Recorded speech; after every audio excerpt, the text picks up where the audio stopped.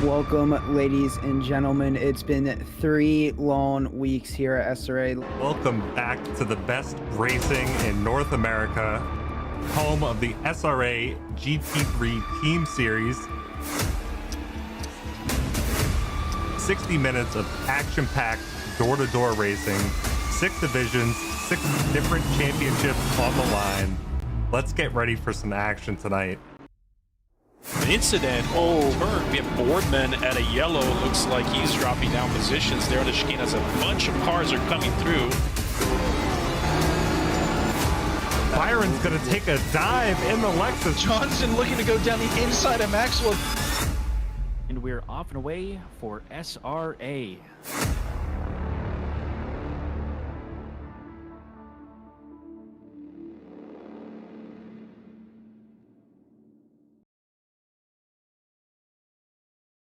Good evening, race fans. Welcome to another night here for SRA. We have round 8, Division 3 season finale here at Valencia.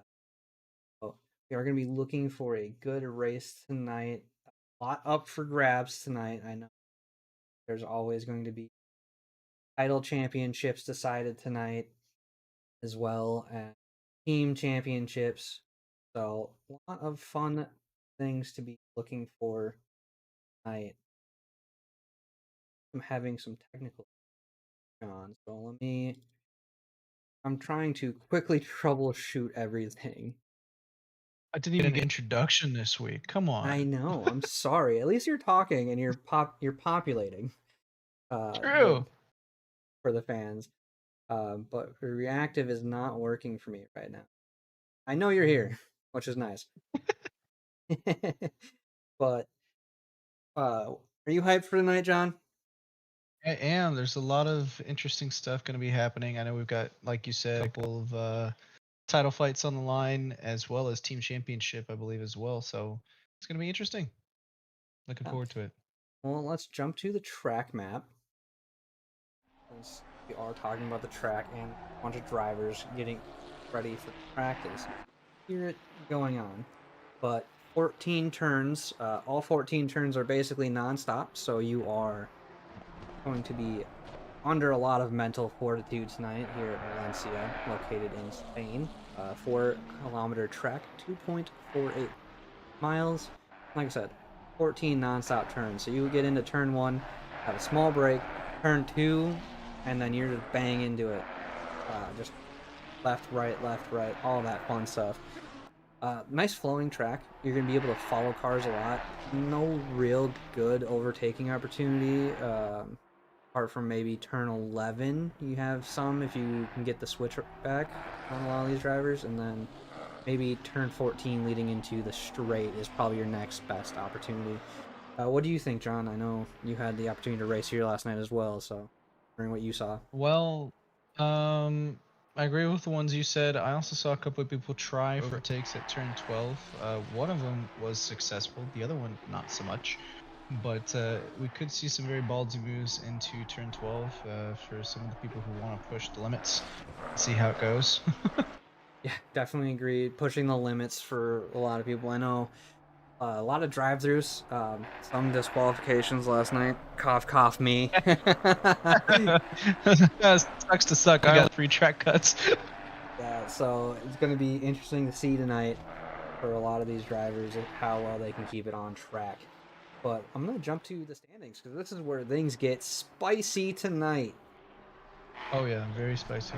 Max and Doug are really the big bouts here that we're going to be watching tonight for gold, considering they are separated by 15 points, but don't count out Brian Ryder. That's 71 points back. The max points you can get in a night is 112, so does have an opportunity as long as Doug and Max finish lower than 19th. Both of them, and don't take extra points. Like I said, a little spicy. Then you got the silver split, which is between Henrique, Jack, and North Valley. Jack is back only 39 points, and North 88. So I don't see North Valley here today, though. Well, then it looks like it's just between Jack and Henrique. But I will go to the second page so we can see what's going on with all the other drivers in the as well. We had 42 total competitors this season, which is a good amount. How many do we have tonight, John? Probably see it. 20. 20. Okay. Yeah, we've got 20. That's it. And I'm actually going to touch on that really quick because already Martin Riggs going Ferrari Spec Series finale, and he's not wrong because out of those 20 cars, only 4 of them are not Ferraris. We've got 2 Mercedes, a Lamborghini, and a Porsche. Not even both the Allens because Jason Allen was having some issues with his stuff before the race, so he's not here. But our Allen is. Well, yeah, he did kind of blow his computer up based off of what we've heard, unfortunately. Yeah. But I'm gonna jump into the team series now. With To the Moon being 800 points ahead, but have Planet Express back 124, Start Your Systems Prancing Horse 185 back, and Pearson Esports. I always forget the E, what it meant, but it should be the easiest one that comes to me because it's esports. Down 200. So all fighting for that team series win, but with only 20 drivers, the chances get slimmer for second through fourth place team. So we will see what happens tonight. We are getting ready for qualifying, so let's hop into qualifying. I will have to hit drive one last time for qualifying here. Who is We're our getting ready leading? for Enrique, actually, the current leader of our silver championship, I believe. And we've got the green light for the silvers, and they are off and away to do their out laps to then start doing some hot laps. This is a good track for it. I am anticipating seeing some 31s going tonight for the Oh, three for drivers. sure. Maybe even some 30s. So And this track, it actually seems to make a lot of a difference than where you are on track compared to other people. Because I was able to be the first one out yesterday, and I had the fastest lap for 2 or 3 laps before I got pushed down the order. yeah, I know that this track, like I said, was super flowing. And with the corners being back to back, super easy to gain time, but also super easy to lose time too. So Oh yeah. You mess up your braking point, especially in the corner that Enrique's going through right now. You go just a little bit too late on the brakes right here, and then it's over. There's your yes, entire lap gone. I agree. Because it leads right into this, which is also very important. You got to shift down to third, stay on that outside curb just like he did, and then instantly up to fourth, or you're going to lose time there too. Yeah, and then a heavy braking zone here into this last hairpin where can really set up and make or break a starting of your lap because as I found out, it is super easy to go wide there, especially in the Porsche. And the game is Oh like, yeah. if you go over that line and you are at 151, which is what I was consistently at for KPH, game only allows you to go 149. So if you go past it, it invalidates that lap plus the next one, which is fun. Lovely. But yeah, for how lenient some of these corners are, for how far you can go on the track, it is very strict, and it's Misano-esque where you are trying to push track limits literally the entire lap. Oh, you are. And if you mess it up, you're done, and you got to go all the way back around. And it's Yeah, very easy to get a track cut here, or maybe not a track cut, but just an invalidation. yeah. Henrique just did that. So I'm going to jump Yep. to the next driver on a valid lap, which is Michael Lee of the ZDR boys. All right, I'll move over with him as well. To do what he's doing in internal there because he is hitting those apexes hard, like you're supposed to. Once you hit those apexes, really just hammer the gas. Go. All right. I'm going to stay with this view for interiors tonight for the season finale. I feel like it's a good way to see what the drivers are doing as well. Yeah, especially with their steering angle and everything, when they're bleeding Oh, yeah. off, allowing the car to straighten out. You know, one to scrub speed, two. That is also, it's like Megats and Beckett's. All right, there we go. First lap through 132.357. Second lap was Corey Davis, who put in a 132.742. Light actually really close there, 132.4. So only one 100th. That's a 10th. 1/10 back. My Yeah. brain is already fried. It's gonna be a long night. Oh boy, I'm gonna do most of the talking. Let's see. We only have 8 silver drivers today. Only 8.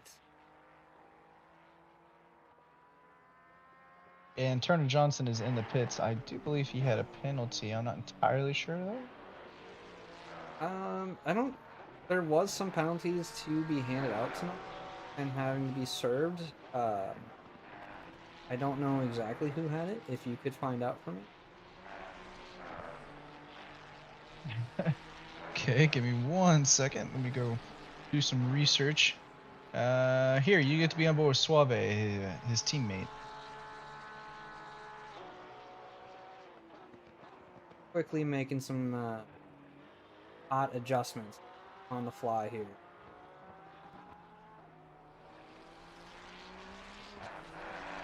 So Enrique, who actually just put a fast slap in of a 30.92, so that was not long at all.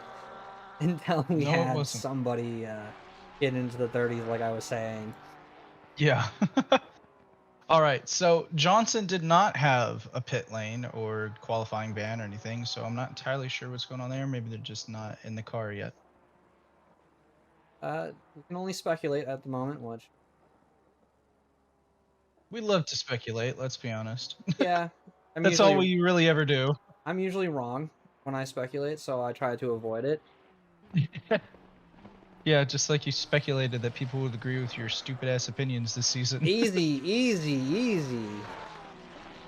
Sorry, Jess, don't hurt me.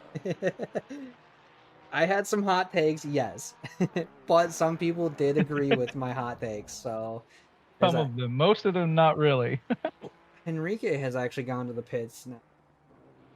I wonder if we're gonna see like he did at Imola, where he just went back out like Yeah, half a lap later. He is going back out, so I wonder if that whole strategy, trying to keep that alive, go out, set a lap, which is actually different than we normally see. Because I know, obviously, what we normally see, you just go out there, bang out your 5-ish laps, because it takes a while in 1.9 to really heat up your tires. It does. I was on board with Polyak right then as he put it into P7, less than 2/10 off of Mike Gino, who's down in P6. But Polyak about 3 seconds off his competition for the Silver Championship at the moment. Not good. Boating for back there, as I saw Gino. And he's just invalidated. Pull a both of them healthy track invalidation. When I say healthy, all 4 tires were off into a no man's land. Oh, Mike. Come on. Not a lot of improvement up and down the board right now. A couple people improving, but not very much. But we are on board with one of them right now, Martin Lee. Suave, and I'm on white. Oh no, that's the other ZDR boy. That is Lee, you're correct. But yeah, ERC, only 7 drivers on track. John, for the last time of the season, do you want to explain why we're only seeing 7 drivers on track when there are 20? Sure. 21 on track. We got 21. We have Jason Allen. We have Jason Allen is here. Jason Allen. So, hey, the man, the myth, the legend. Did you know that his favorite movie of all time is Top Gun because he gets to see Tom Cruise shirtless? Oh, that is it. That is a spicy fact you have there, but that's still not explaining why we have 7 drivers on track. It's not, but I just wanted to get out there really quick. Anyway, for the last time this season, ladies and gentlemen, we have what is called a split qualifying. So we do our silver drivers, which have these silver number plates over on the left side of your screen for the first 10 minutes. They come out, set down their laps, and get the track all nice and warm. And then they get usually about 1 or 2 laps with the warm track before the golds come out, who have the white number plates on the left side of the screen. And they are the ones who come down and set those blistering times. However, like I have said multiple times this season, and will continue to say this, it seems to be pretty evenly matched, except for Silverstone last week. That was the first time we've ever seen a split where it was 1/2 gold, 1/2 silver. But other than that, it's been pretty mixed up the entire season. I'm expecting that here as well because it's such a new track to so many of these drivers. New track for us to commentate on too, so I know that's something I haven't touched on. Literally, this is the most recent track that ACC has brought. I know this week was really the first week I hopped on it. Maybe some other drivers felt the same way. They hopped on it for the first time this week, whereas I know some other drivers said, "Oh, new track, I'm gonna go to it right away." Yeah, I was one of the people that when it dropped, I was like, okay, I'm just gonna wait because I know I've got to practice for it for later this season, and then just practiced for the first race of the season, which was going really well for me. So it actually paid off until I made a mistake with my pit strategy, unfortunately, again. Douglas Mitchell's great advice to all of us was pit lane execution, and you avoided that advice.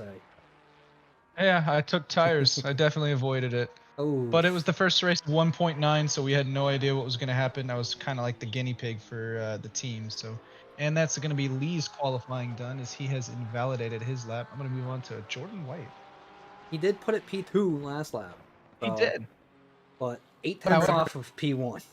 So that, but also well within striking distance of White right now, who is up about a tenth as we're coming through. I'm not entirely sure this part of the track. I will not lie. It looks like the back half. that would be So turn two.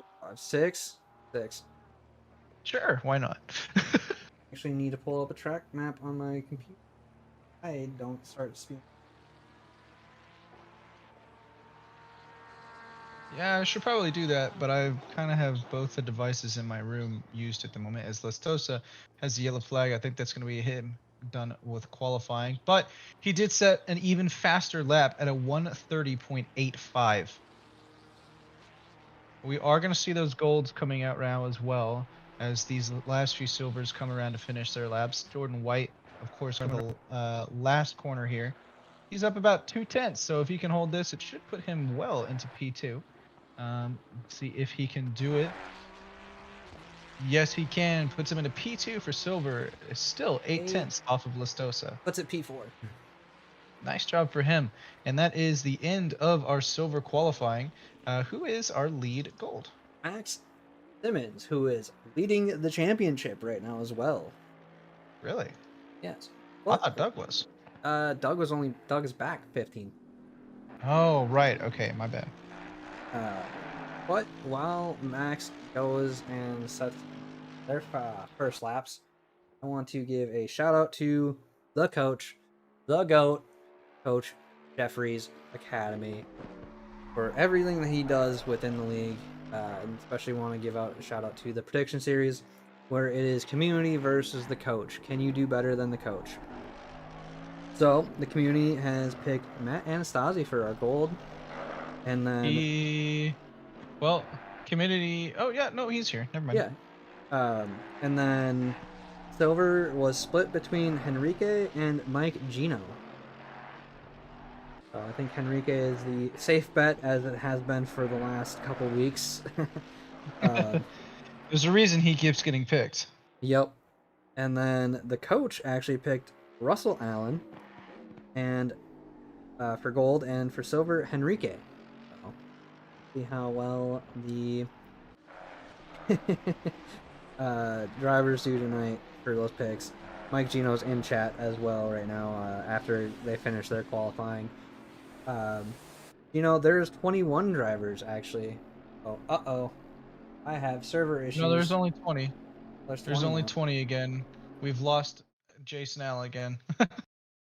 You lost me too, because I see a car not on track. For the first time this season, it is not me. For the first time? What do you mean? I've had a couple disconnects this season, actually. Not nearly as many as I have, and Simmons already puts it into P2, 3 tenths off Lastosa. Anastasi puts it into P5.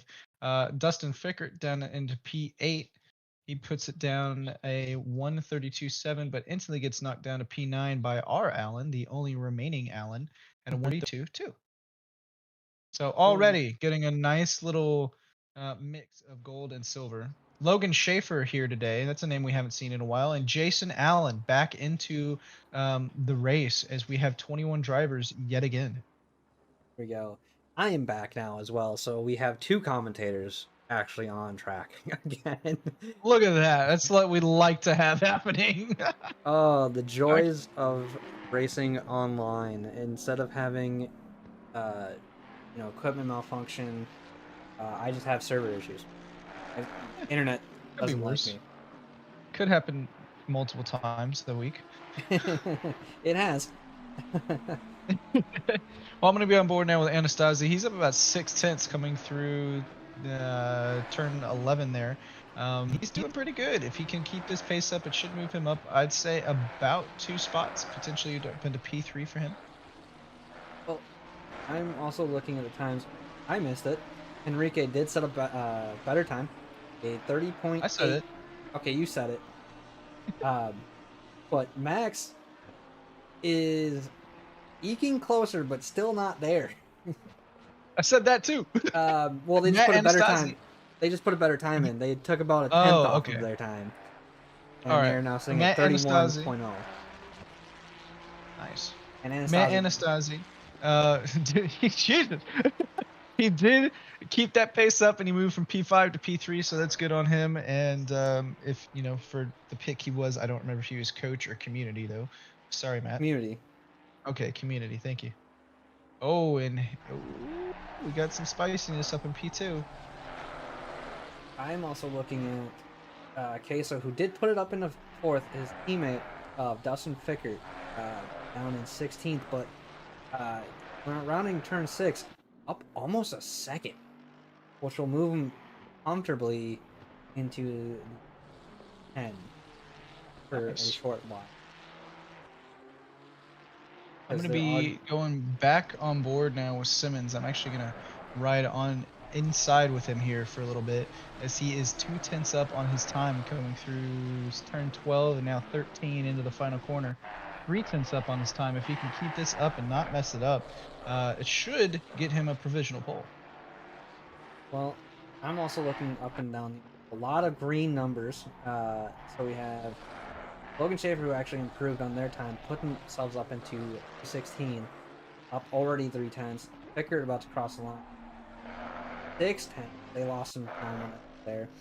But Dog have a good couple sectors there, up almost 5/10. And then right now, Beckham, his teammate, is up 4/10. So I guess a lot of improvement from these gold drivers. So Oh yeah, and we did see a lead change or pole change. Simmons did take pole by almost 2/10, and he still got some room for improvement, as we still see his number is green. So we're going to keep an eye on that. Next closest gold driver is Anastasi, who is still down in P3. He is improving, not as much as I'm sure he would like to be improving, but we'll see what happens there. Ooh, and there we go. Simon's just invalidated. So I'm going to move off of him, as I definitely jinxed that, and onto Joel Lovett, who's down in P6 of about 2/10 right now. I'm on board with R. Allen, up 4/10. They are rounding. Say 9. That was close. And they are up 4/10. They are going to be heading towards this fast right-hander of turn 12, where you try to cut as much as you can, but you have to be careful because that sausage curb kind of hides a little bit, being a green sausage curb. You're used to being that nice yellow, and with how much you abuse the green part of this track, you kind of get caught out by it a little bit.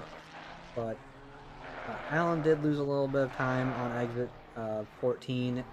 Only improved about 3/10 to move himself up into P6. Nice.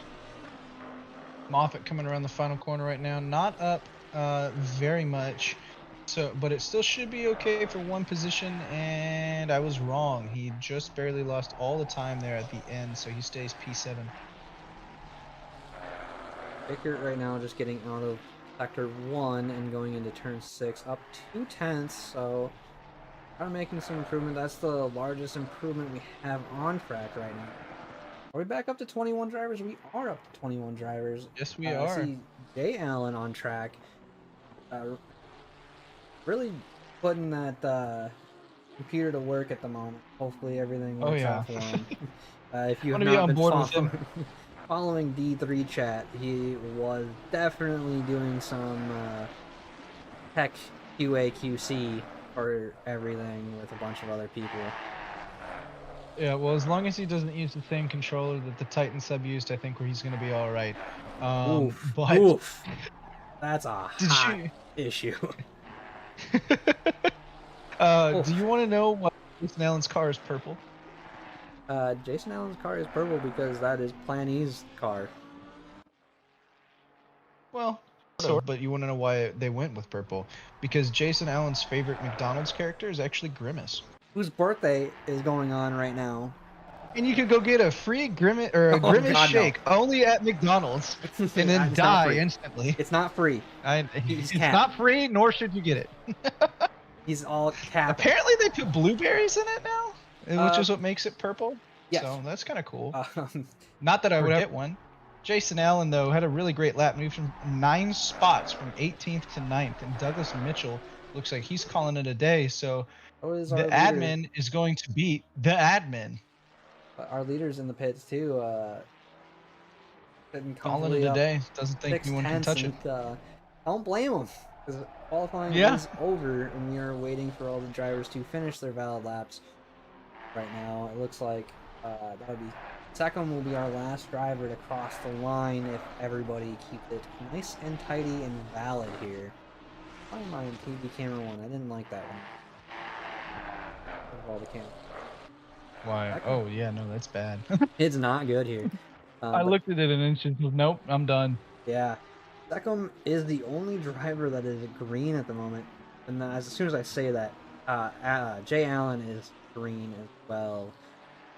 He's kind of on the verge of even to 1/10 up, so he'll probably find some pace later in this lap if he can keep it up, but we'll see. Well, quali, I feel like confident saying that Simmons takes quali and takes a ever important 1 point. That moves the lead up to 16 points right now, and then there you go. Got to get your calculations going. I know, I have it live today because I didn't feel like doing all of my math and finding out if Doug does this and X, Y, and Z. We had 2 spicy little changes there. Jason Allen moves himself up to P8, but Seckham top 3. I see. That's good for the team standings as well. Oh yeah. What is happening with my screen? What is going on? Stuff broken. But I'm going to do a fun little grid walk for the last time tonight for the season. And we get to see all these... Sorry, go ahead. The last time we see all these beautiful liveries from all of these drivers. Talented artists that we have here at SRA. But as Chad is saying, insane quali pace from D3. Yes. Pace this season has been up and down. New livery actually tonight too. I just got to it. The doggy. The doggy that I believe Doug and is Jared rocking the doggy one tonight? I don't think he's rocking it. I didn't see it in the half a second I looked at his car. Okay. But... Well, we'll have to find out. Also, these tier sim cars clean as well. That little black line on all of the panels. That one. And you got the Chihuahua from Ghost Rider. Forget those DDR boys. They always make some good livery. Oh yeah. Any hot predictions for tonight? I'll give you a hot prediction. Douglas Mitchell to take the championship. Oof, that is going to be that's a big order, especially with how fast Max has been. So it is going to be all up for grabs. Where is Doug? Doug is P10, whereas Simmons is P1. That is a huge hill to climb. And you can only hope that there is a battle between these front row drivers that you see here of Max and Henrique. They go back and forth, which allows other drivers into the fight and makes allows Doug to catch up. But actually, it does look like Jared is rocking the original Tesla-inspired Ferrari. All right. If you want to go find me Logan Schaefer really quick, he's going to be our first driver in this week's final paddock pass of the season, at least. Next week or next season, we'll be coming out with another one. But he's going to be the first driver for this season. Let me know when you got him up on the screen. I have it. Cool. I'm looking So directly at him. nice. I actually asked him what his favorite thing about his Subaru is and what he's looking forward to in SRA. He said that he loves how she's really picky on what gas she likes, and that he loves he has to go mobile because New York has no Shell stations whatsoever. But besides that, she's awesome. Yeah. And then for the thing he's most looking forward to in SRA is not something I think is actually on the slate yet, but it's the 6 hours of the Glen, and he left it with a nice little message of make it happen or he will be in my walls. So, Jason, help me out. Curtis, you too. Yeah, I was gonna say that would be a Curtis item. But So there's our first paddock pass of the week. We're gonna have a couple more. It's gonna be Dustin Fickert, John Carbo, and I believe I'm missing one somewhere. Jacob Zitko, although he's not here tonight because he was having some issues, but he is still gonna be in our paddock pass. no. But Kat is saying that we have some insane pace here. Apparently, the pole position would have been top 5 in D1 last night, but I am agreeing that this league is getting faster, especially with qualifying pace. Race pace, everything kind of A starts little. averaging out a little bit more, but qualifying pace, these drivers are able to put down some heaters for the one. They really are. The D5 last night, there were a lot of really great laps, both in silver and gold. It was really crazy to see. So it's always the one lap pace where people that don't normally shock you all of a sudden come out and go, "Hey, I am faster than all of you," and you just go, "Whoa, where did this come from?" But it's always very fun to see, and I love it. Apparently, D6 pole was a 31.7. Yikes! What? Yeah, but I feel slow. yeah, same. But let's get ready to start going. We are lining up side by side, rounding the last turn here, and down this long-ish straight, the only real straight we have here on the track. Like I said, it is a lot of mental fortitude to go back to back to back with 14 turns in a row. But let's see really how is. well these two drivers get off the line here at the start, up at the front row, both leading your gold and silver as they are off and away for SRA one last time here tonight. Looks like Simmons got a good launch. A couple of drivers going 3 wide behind, actually. Simmons leads, followed by Henrique 3 wide back there. A little door bang in between a Ferrari and a Lamborghini. Let's actually hop on that. It looks like that is Seckham and a Russell Allen, and then you got behind that Anastasi going and fighting behind there. A lot of moving around for drivers going up and down in positions off the start here, but fairly clean. No yellow flags been given out. Moving down, as you see drivers still shuffling and jockeying for position. You're going to see that consistently throughout this first lap. Then they're going to start kind of going single file. As we look further back, there are still people jockeying for position. Doug Mitchell right now in that battle for P10 with Ryder, jockeying back and forth.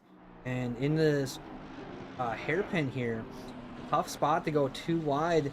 One of them is definitely going to lose out because that inside line is so powerful. And it looks like Ryder comes out on top, and Doug is just going to slot in behind. And that is a tough spot to really be behind. You're not be able to see your braking spot. That's something we didn't really mention while we were getting ready for qualifying. Because that wasn't... Oh, that's a huge lunge from a car. That's a Ferrari. Oh, and that's Ferrari. Oh my gosh, what happened there? I'm gonna go back. That is Lee. What happened here with Lee? Was there contact, or did they just blow their braking marker? They blew the braking marker, unfortunately.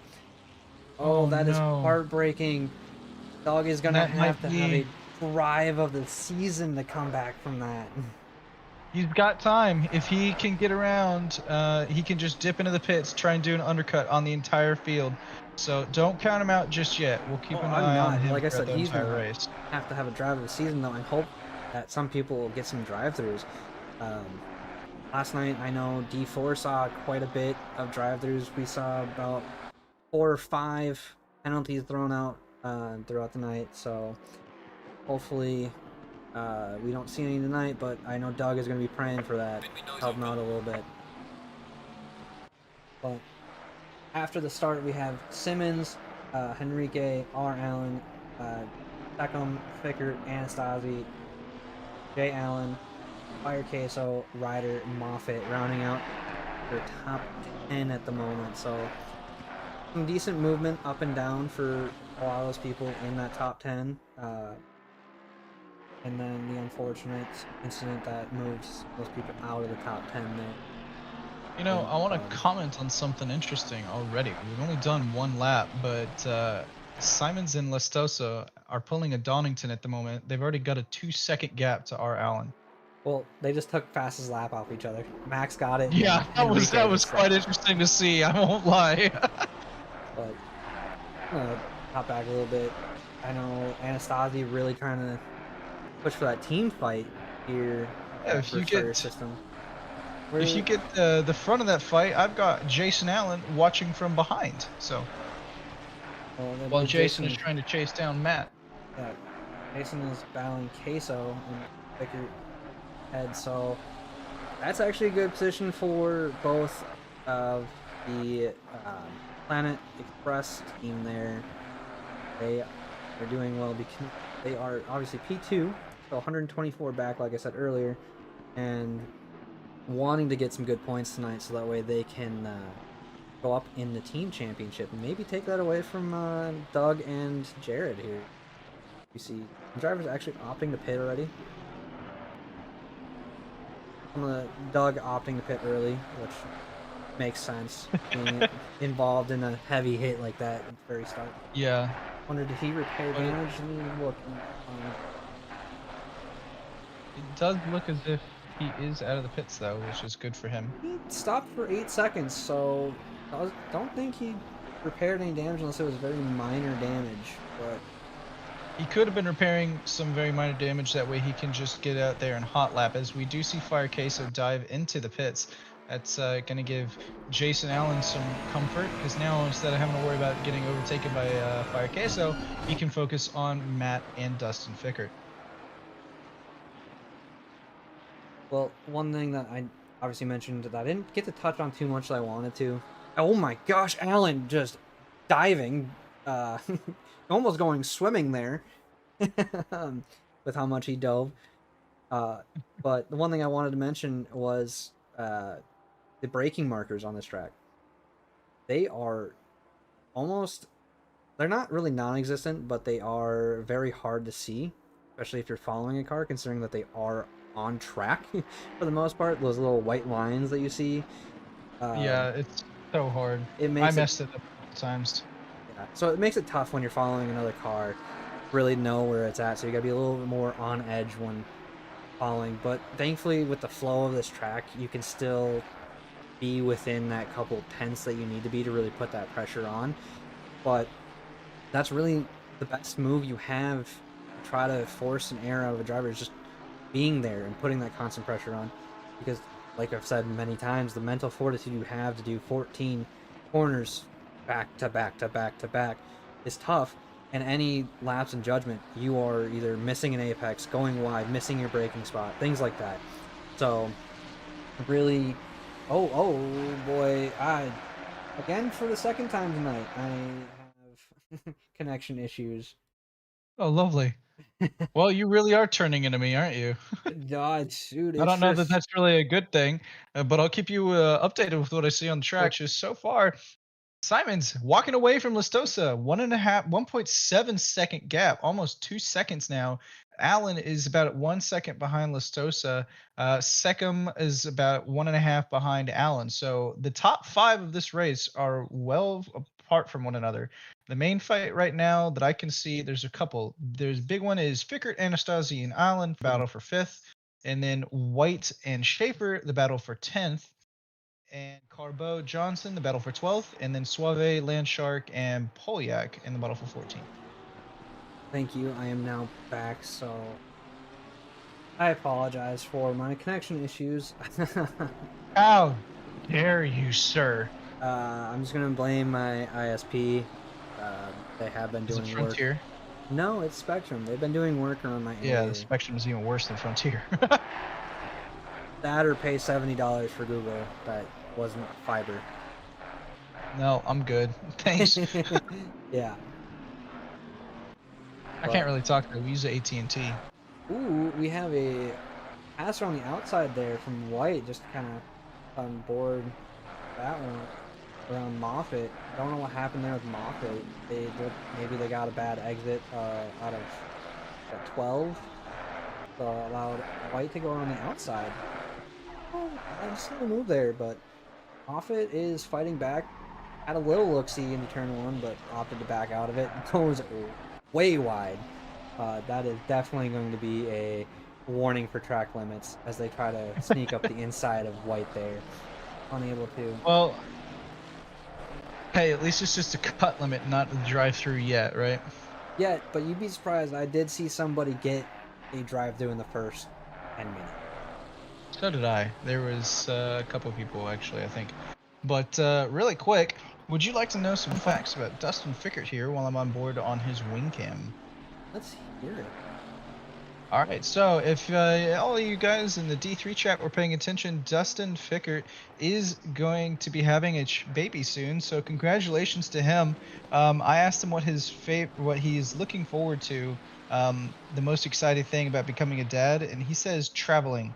Going to be excited to travel with his wife, and then convert a Sprinter van into a camper and travel with their child as well. So that'll be very fun. I then asked him who his favorite drivers to race with this season were in D3. He said the favorite drivers are the Allens, and they're both very fast and courteous on the racetrack. And he says that most of the D3 has been wonderful the past 2 seasons, and he wishes all of you the best of luck next season. And he wanted to give a huge shout out to Curtis Lee, Robbie Toddy, and Fire Queso. He was super to have them as teammates, and they're really, really awesome guys. So a great send-off for him this season. We're going to hope to see that he does really well tonight when his last race for a while. So that'll be exciting. Definitely is, and congrats to him. That is a huge milestone for anybody. So hopefully he enjoys that Sprinter life. You know that I had my cousin do that, and they enjoyed their time doing that. Some good old van life. They had some good times, and they got good photos and everything when they went out to like Arizona and stuff. So yeah, it's a all right, fun life.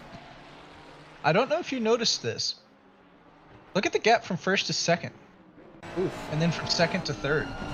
Lastosa is actually creating a train which currently goes all the way down to Anastasi, who has the fastest lap of the race right now. But second through sixth are all in this nice little fight for P2 right now. So Dustin Fickert in this on his last race to try to get up some positions.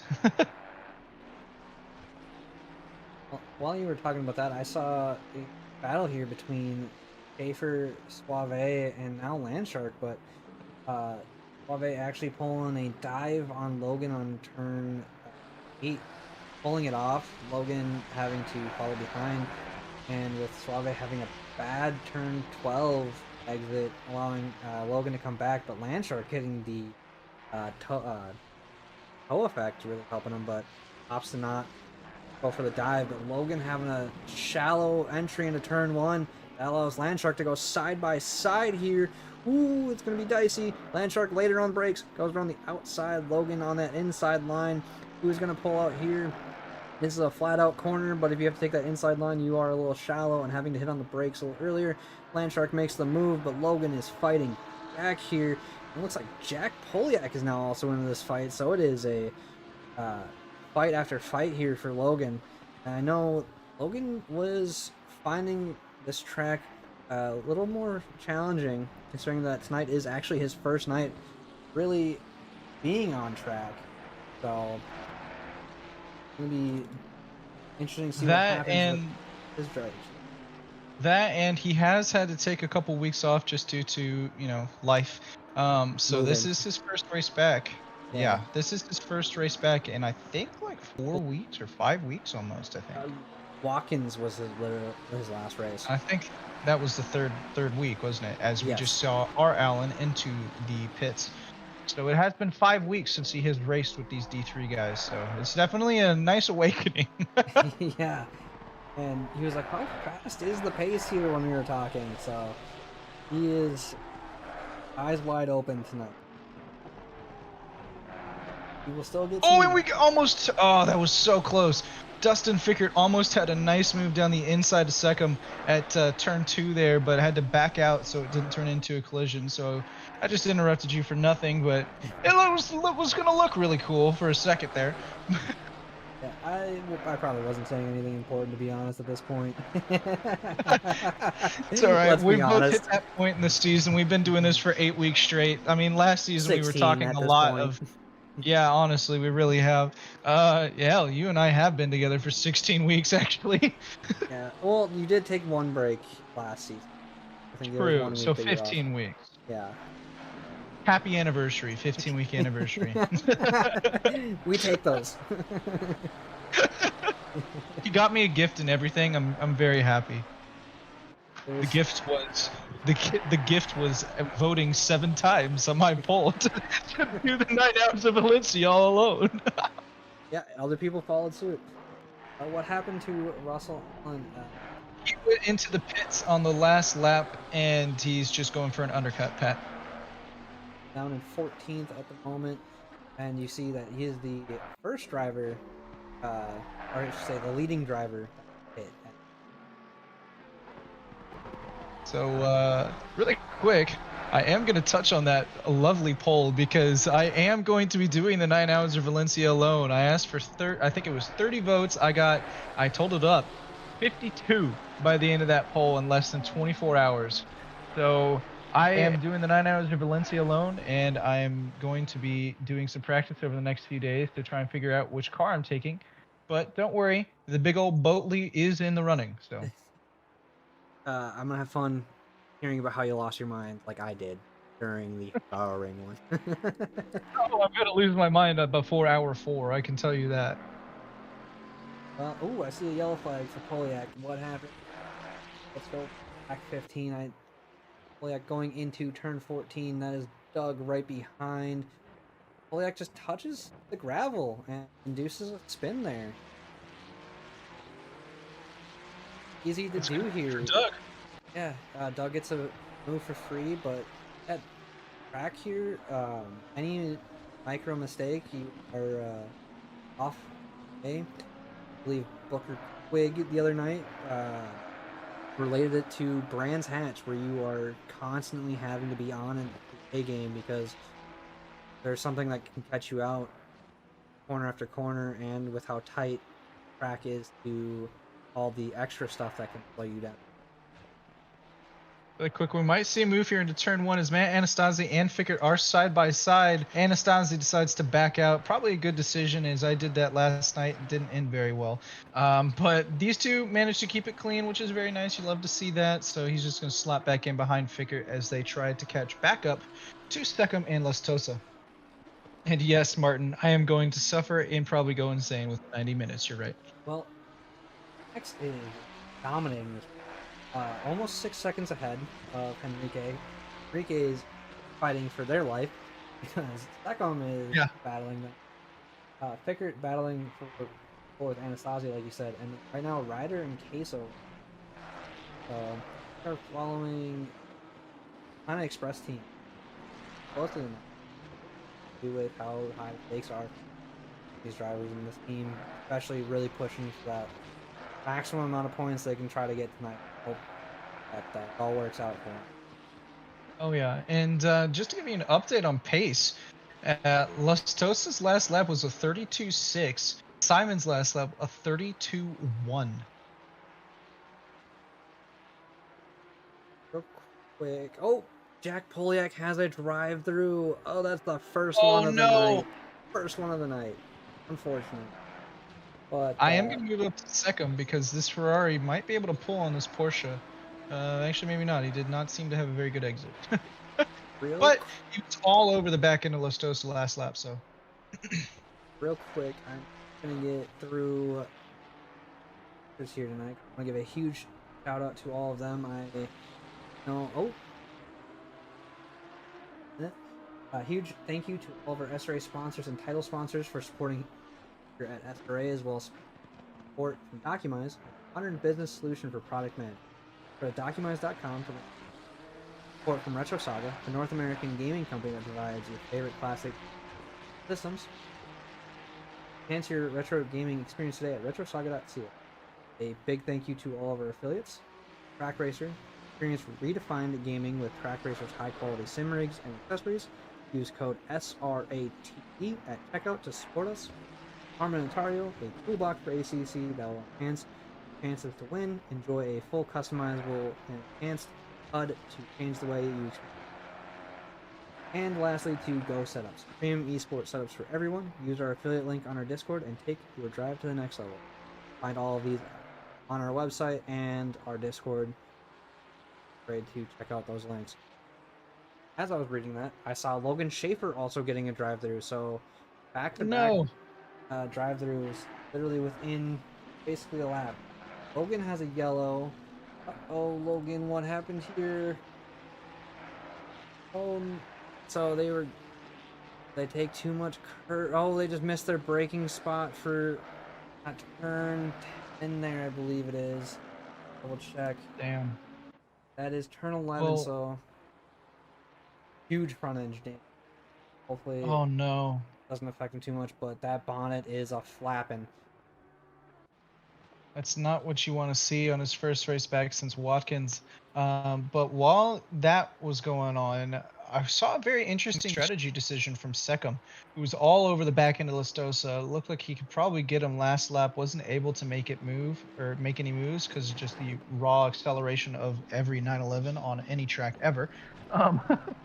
But he decided to go for the undercut, so he dove in at the very, very last second there on the last lap to see if he can't maybe get some open air and get ahead of Lustosa on the way out. And also, that is the plan.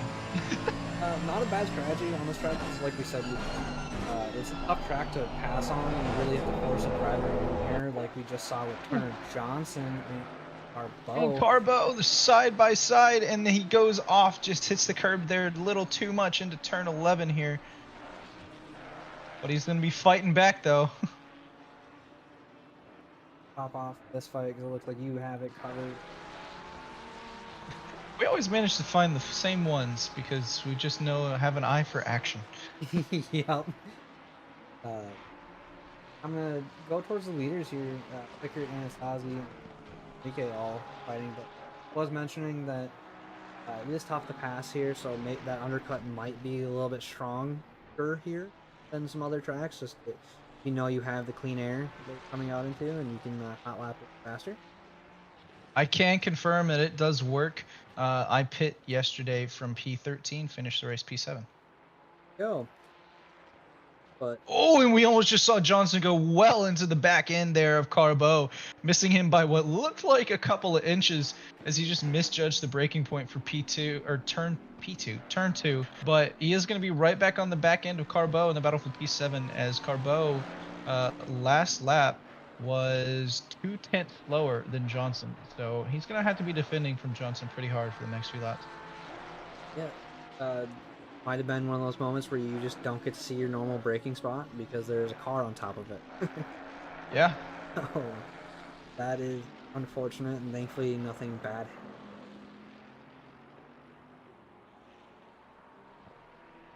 Take a look. Happening race. Looks like Logan is pitting. So that means P11 down to 21 has pit. So top 10 still go to their pit stops. Right, well, we're going to see what happens with this pit cycle. See which drivers get a little bit caught out, maybe depending on how they do it, and maybe if they haven't had enough practice, because this pit entry was a little bit interesting to me the first time I did it. So we'll see if anyone gets caught out by that. Oh, as we do see Johnson going into the pits, that's going to let Carbo feel free. So yeah. He had a bit of a moment. Oh, looks like they went too deep into turn 12 and hit that nasty bump that is there, where the track kind of divides and opens up for a alternate layout.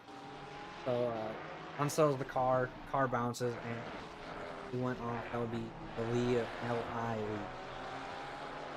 I don't think Doug Lee is Right. here tonight.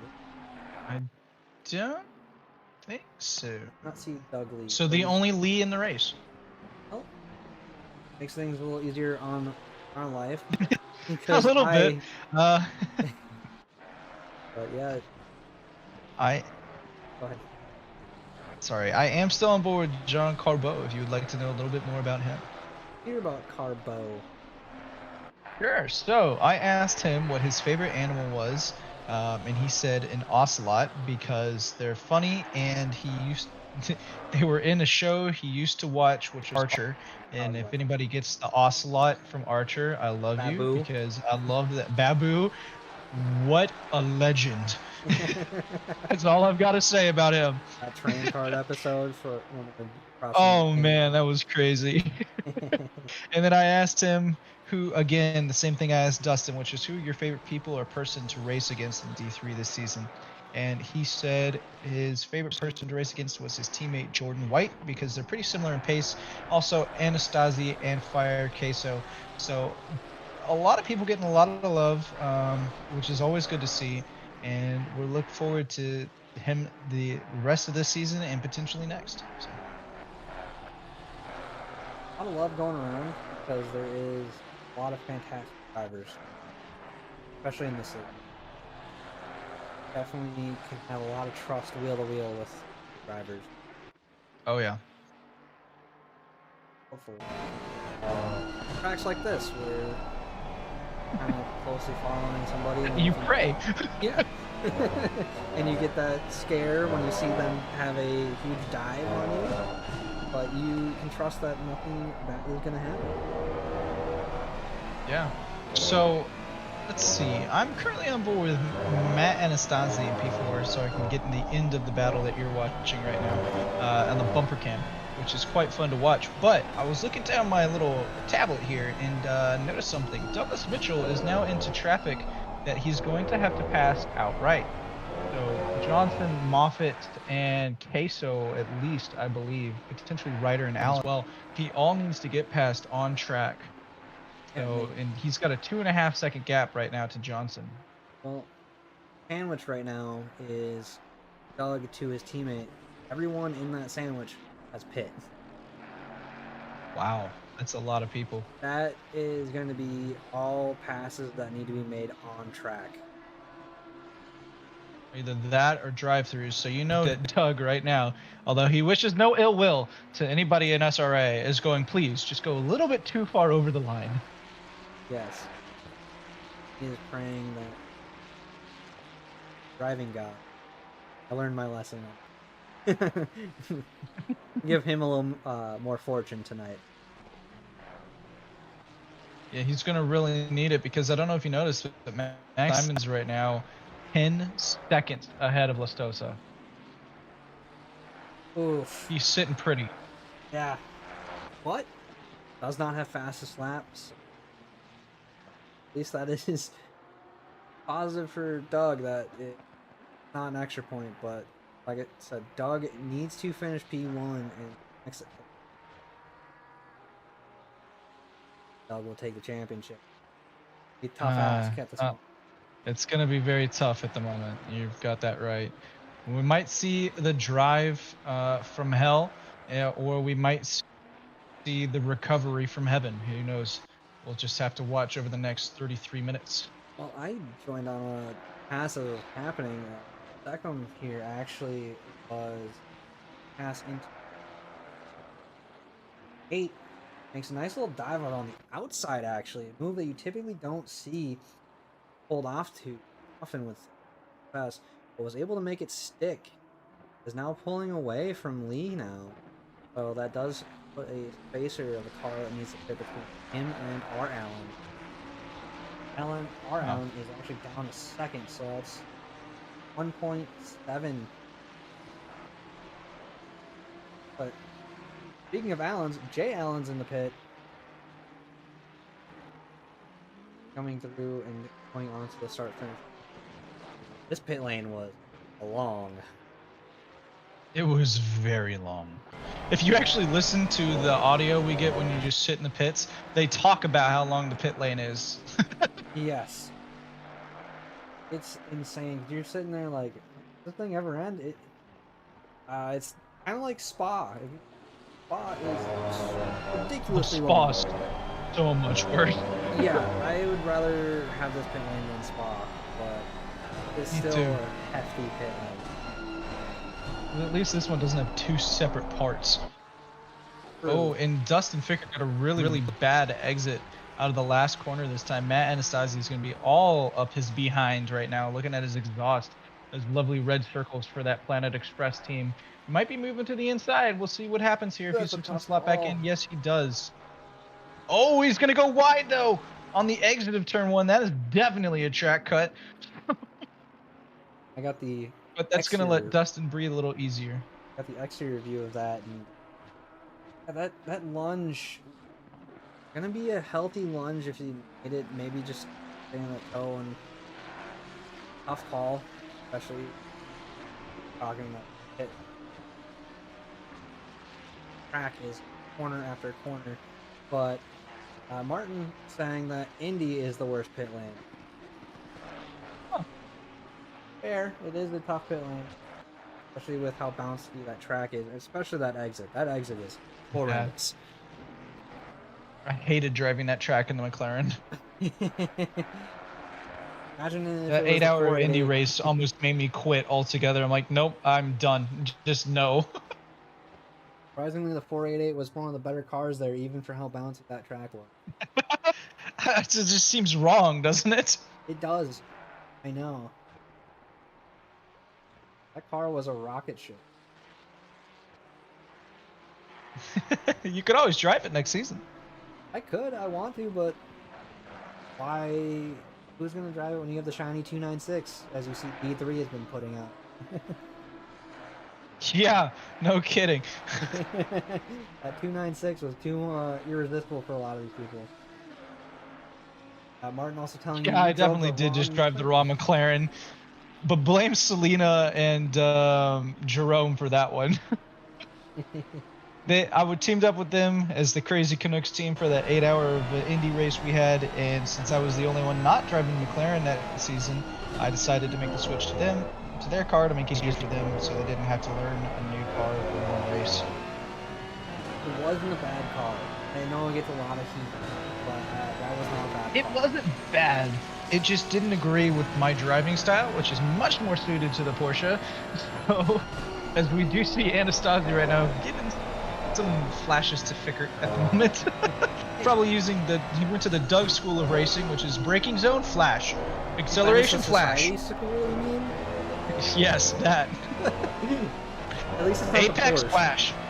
It's not the Porsche. Oh my gosh. Yeah, no, it's just epilepsy warning. Yeah. But I know that you're watching one seafoam green Ferrari, I'm on the other one back there. Trying to chase down That's true. rivalry. Alright, well, I'm going to give you our last paddock pass before I get into our fun facts for the last time this season. This section driver is not... I do. Let me do that really quick, and then I'll give the last one, because he is not here tonight. But biggest winners and losers so far. Biggest winner is going to be Suave. He's up 10 spots. Started P17 up into P7 at the moment. Granted, pit stops have not all been completed, so this is a preliminary. And then biggest loser, unfortunately, is going to be, I believe, Logan Schaefer. Started on the grid P13 down into 21st at the moment after that unfortunate incident. Still going strong, by the way, but Yes. you know who is hating Who's that? Arbo? Got a fat drive through. No, not what you like to see. That is our third one of the night. Just- Wow, that's pretty good pace so far. We're only 28 minutes, or we only have 28 minutes left, and we've only got 3. So, John, just bring it home. Anyway. Get it into the pits. Don't pull an accidental track cut. They will Yeah, just disqualify don't you pull an at the Austin. line. You get that last track cut, you still gotta finish the lap out, and as soon as you finish that lap, they just TP you. It is the worst feeling ever. I don't know what's worse, having the speeding in pit lane one or that one, because pit lane, I would say that one, honestly. yeah, true, because depending on where you get it. And it's not in the pits. Into the pits, decides, okay, I've had enough of this. I love you, Fickert, but I'm going into the pits. So right now, we actually have no really close battles at all that I can see. Yeah. Looking up and down the line, Fire Case and Ryder is the closest one. Get off TV cam But one. I didn't mean to. I'm sorry. I saw it. I'm like, it's looking at the tire barrier. I thought I clicked 2, but I clicked 1. Anyway, Jacob Zitko not here tonight. He was having some technical issues. Seems to be a very, very common theme very late into the season. Just people's hardware starts to give out on them. But I asked him what his favorite video game outside of ACC is, and he said it is Diablo 4 at the moment, or some Only Up, because he follows the fads, and I don't actually know what Only Up is, but I do know what Diablo 4 is, but I'm not going to play it. So, do you remember the game where you were in the barrel and the hammer, and you had to climb up? Something like that? Or did you not play that one yet? No. Okay. I didn't play that. Basically, it's a game. It's like a platformer game. Try to climb up as high as you can. As you fall pretty far. I've seen people have 4 hours of work erased in 1 second. Whoa, really? Yeah, it's a tough game, but this also is a tough game, ACC, because you are pushing cars to the limit of their grip availability. Oh yeah, and it always depends on what the people next to you are doing, which leads into the second question I asked him, which is the same as every other person today, which is, who is your favorite person to race in D3 this season? He said Douglas Mitchell, Fire Queso, and Ryder. He said he felt like he was always chasing their times, and the most, even if he didn't get a chance to meet them on the grid, they are who pushed him to do a little bit better this season.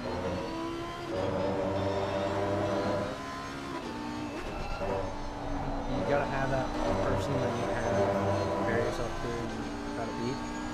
Mine was your old teammate Selena and Jess. Those were the 2 people I was always battling this season. Having that person that you Yeah, can that seemed like last season it's like you and I battled quite a bit. This season it seems as if you and Selena battled quite a bit. You just swapped Lone Star drivers. What happened? But just having that person that really can drive you to really bring out the best is always matters. Oh yeah. I didn't really have any main rival for the first half of the season, but the second half it was me and Maxi Poe. He edged me out for P3 just barely by like 20 points, I think, or 40 points, one of the two, because he managed to finish a lot better than me at Monza after I had my really bad race. Fair enough. Ooh, as we just saw Jason Allen almost go into the back of Carbo there in the battle for P11. Yeah. Like they're in They are 8 right coming now. up to 8. Healthy lunge there for turn 6 then. Yep. Alan is All right. trying to go swimming tonight for sure, as we see a Oh, lot of he healthy is. dives from him. I think he's trying to get the race done as quickly as possible so that his computer does not overheat and melt in front of him. Still gotta go all 60 minutes. plus Carbo extra. got a really bad exit there into 13, out of 12 into 13. That is going to let Alan get side by side and pass him into the braking zone in the last corner here. It's all going to depend on the exit though, who gets a better exit, and it looks as if it's going to be Alan either way, because Carbo into the pits. And Swell is swapped. It's the same spot. Logan pushing that braking spot too Oh, much. no. Turn 10. Able to make it still. Back that braking zone up a little bit, buddy, and you'll be okay. Logan, no, I'm so sorry. Turner Johnson's on the diffuser of Moffitt right now. our Bow is taking their pit stop. So that P5 all the way down to 21 have taken a pit. That is an interesting strategy, and I don't think we've seen that where really only 4 drivers stay out long. The rest, it's usually like first half, the first half, like the bottom half drivers.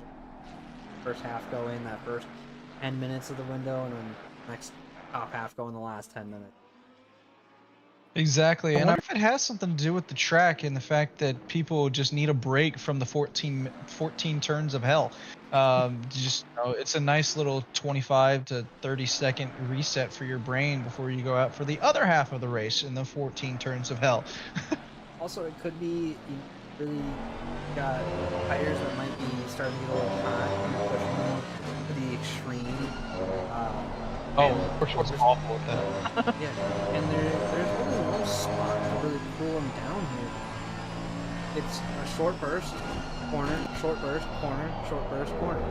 And you're really going, depending on what car you're in, first gear to fourth, back to first gear to fourth. So it's a lot of heavy transitions to really put on those tires, and especially with that rotation and meaning that framework of the car really into it. Yeah, and I will not lie, I really like this track. It's just there's a lot of chaos going on at once, and I really like that. Yeah, it is a lot of chaos and harping out. This track, all mental fortitude, and just stick in that rearview mirror of that driver in front, get them to pay attention to you in the braking zone. They easily miss their apex. You get a better run. Now look Very at that. true. You're fighting. I think Douglas Mitchell is showing us the way. Maybe be a menace to society a little bit. Give him the flasher. He is currently in a nice little battle with Corey Davis for 13, about 7.5 seconds behind P12. So I think he's just trying to bring it home at the moment. If Corey implements the Doug strategy, just throwing the flashers out. I know I've started to do that this season. I did last night. Yeah, I wasn't close enough to do it last night to anybody. Probably a good thing here, though. Let's be honest. Anyway, Martin Riggs talking about Seckham, who we have not talked about today, but I'd say a potential frontrunner for Rubber Chicken Award, him and Dustin Fickert. But Seckham right now showing that undercut is definitely the move, as he is already in P5 and very much so within striking distance of White and potentially Fickert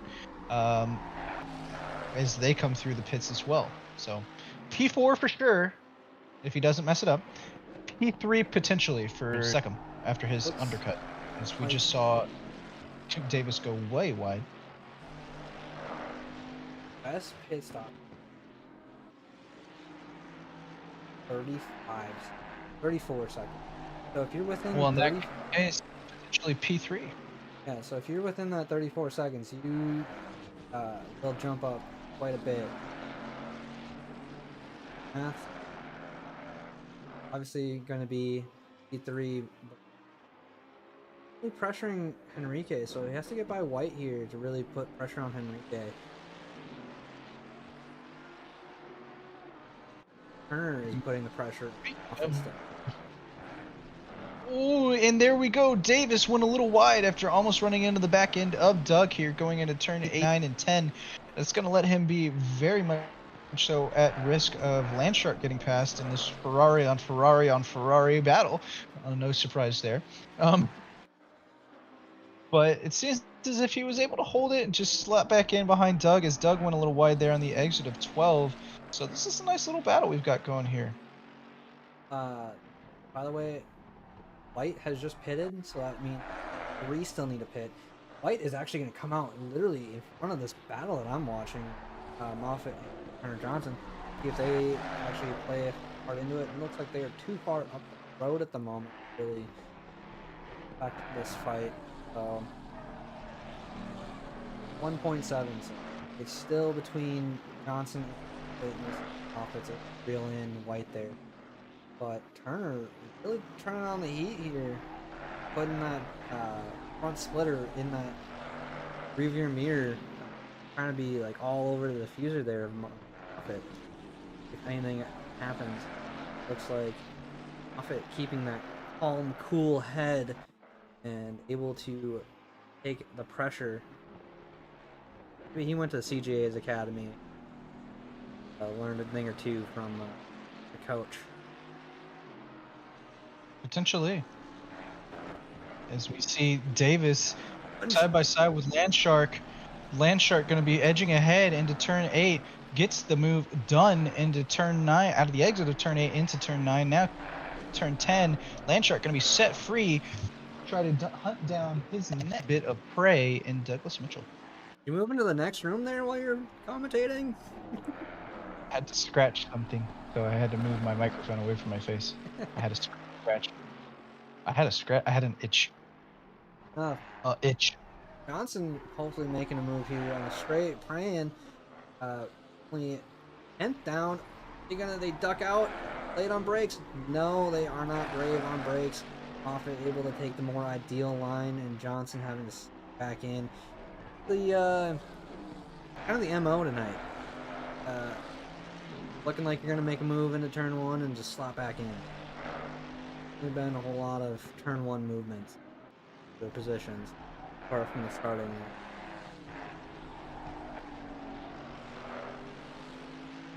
Give a little rundown. Simmons leading Henrique by 13 seconds. Pickert back 4 seconds. Second, our leading driver that has pit is back 30 seconds. Anasazi back 2.2 seconds. Uh-oh. Turner. Oh, maybe there was contact. Pushed Moffitt a little deep there, but hard to see from one angle we got on that. But Turner is now ahead of Moffitt, and Moffitt is trying to get that position back. Johnson's all over him for what seems like eternity.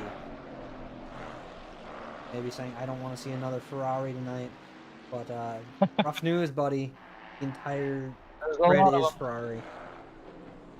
Well, most. It's safe to say it's mostly Pretty much. Get past Ferrari, what are you most likely going to see? Ferrari. Yeah. All right. Let's say I'm going to hit you with a couple fun facts now, since we've got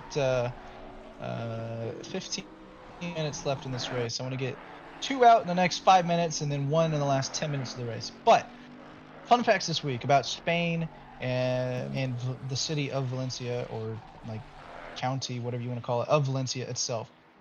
First one being, Spain has the world's oldest restaurant. Restaurante Botín has been running since 1725, so they are almost celebrating 300 years of a running, working restaurant. I would imagine it's gone through a lot of changes since then, but that is still unbelievable. Some minor changes. Yeah, potentially some bombs gone off somewhere too. So Gino for rubber chicken. Gino for rubber chicken. Gino, how are you doing this while driving? Hey, he's pulling a Donahue like I did at the start of last season at Barcelona. He's texting and driving. We do not condone this, viewers. Especially when racing a little more high stakes. Yeah.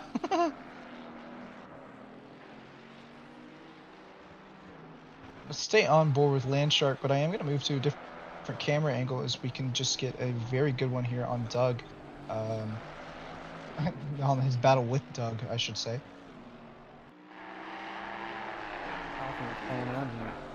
Looks like so come in just slowly. So something interesting. We were talking about the fastest pit stop. It looks like it's around 35 seconds. If that's the case, Seckham could very well come out into P2 of this race after the pit stops are done, because he's only 30 seconds behind Fickert, and Fickert is less than 4 seconds behind Lustosa. So that's a 34-second gap to Lustosa. Have to be literally millimeter, nanosecond perfect at that point. Really, you are ahead. Oh yeah. So Dustin, Fickert, and Lustosa probably keep an eye on the gap to Seckham, just to make sure that they know how far away, as well as what they're going to have to do in their pit stop to make sure that it is perfect and they get everything done properly.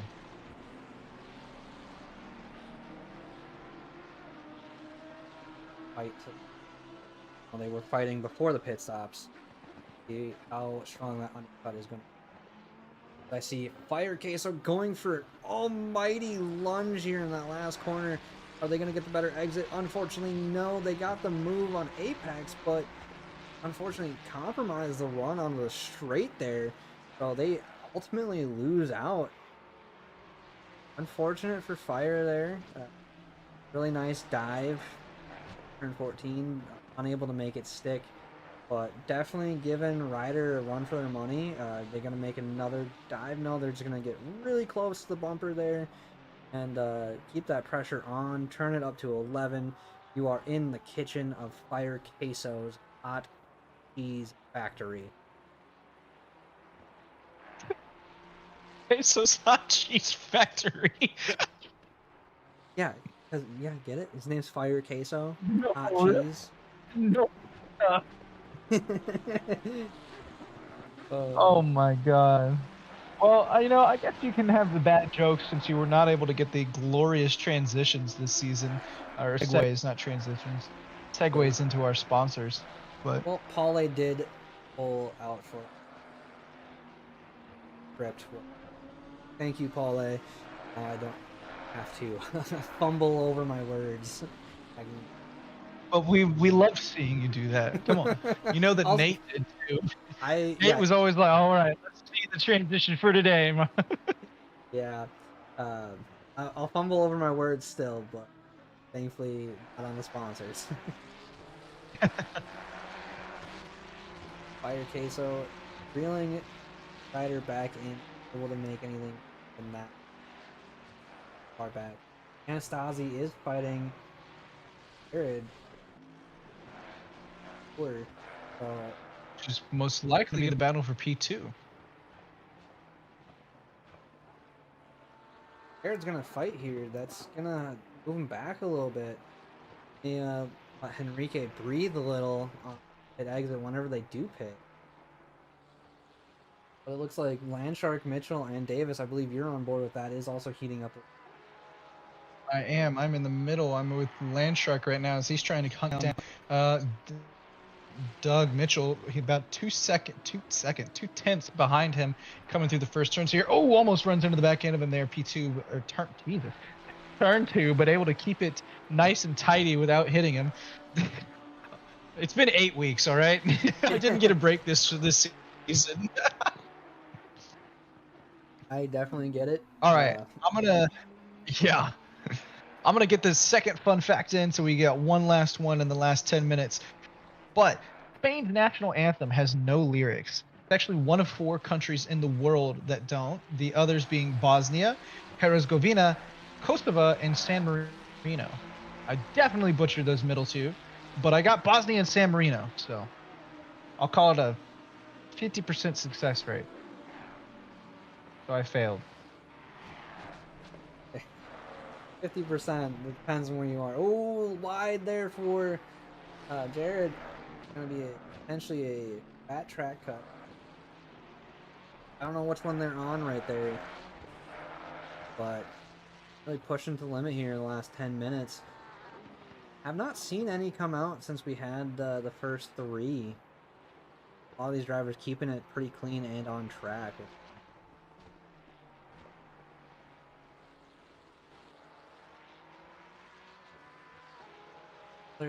Queso still on the back of Ryder,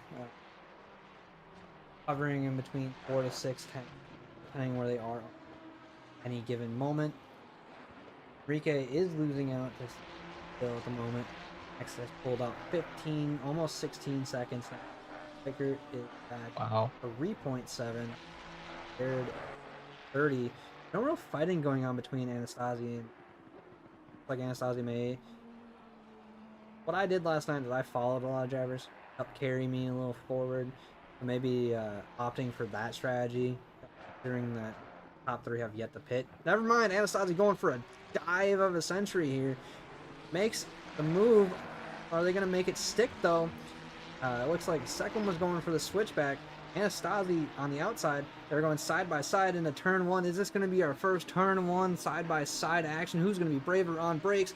Anastasi takes to the wide line. A little more brave Second backs out a lot there, very heavy on brakes in turn 1 since they were on that shallow line, and is now back almost a second in between turn 1 and 2. Oh boy. But not only that, that move cost them a second to Dustin, so they are now 35 seconds behind Lustosa, so it's now on the edge for them. It is, but that was a crazy move from Anastasi. It went a little deep on turn 14 there, but made it stick. Jared may have gone for the switchback, unable to make that work, as I see White pulling a yellow flag. I wonder what happened there. May have gone off track a little bit, which allows Turner Johnson into the fight. Let's take White really deep into turn 2, has a little bit of a slide, so yeah, just got a little loosey-goosey turn in, which turn 2, tough turn to really get nailed down if you are going a little too hot, just because you have to get so much rotation. You will have to kind of bleed off the brakes a lot more, get the car rotated, and then potentially use the throttle. So having a differential set up properly for this track is going to help out a lot. No, I got your first Doug school of driving pulled on Doug as Landshark into the braking zone there for turn 8, flashed him. Let's go. Doug now gets the feeling of being a menace to society. But Johnson was able to get past White. White had a little bit of a moment in there, turn 11 as well. Ended up having a really bad exit, which allowed Johnson to go by. Oh, Bickert's slowly catching up to Henrique, actually. Bickert's only 2.8 back. Kind of reeling him in a little bit. Anastasi has kind of gone backwards a little bit. Bickert may have turned the boosters on. Well, with only 6 minutes left in this race, it's understandable. Jared falling back a little bit from Anastasi, 1.5 back, so people taking the sandbags off the last 10 minutes, really push. Try to take as much weight out of the car as possible to get you that faster time. Maybe some other drivers having some tire wear turns. All right, you ready for this season's last fun fact? Ready for it. Valencia was founded by the Romans in 138 BC, so it's over 2,000 years old. So there's 2,000 years worth of history here, which is really crazy to think. And part of that history is that briefly it was the capital of Spain during 1812 in the Spanish War of Independence, and then again during the Spanish Civil War from 1936 to 1937. I believe it's Madrid, though. Yes. Spain has definitely moved capitals around quite a bit.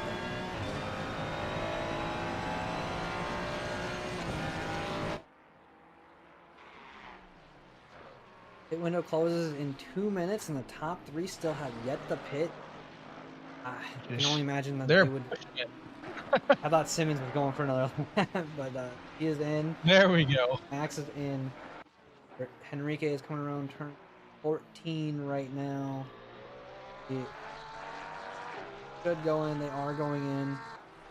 Bickert is going to be doing the same. So that's the top 3. I'm going to actually get right on board with Anastasi and see where that is. Anastasi. All right on board. Oh, sorry, I'm gonna ride on board with Lustosa. Bickert would also be a good call since for what 4-ish seconds.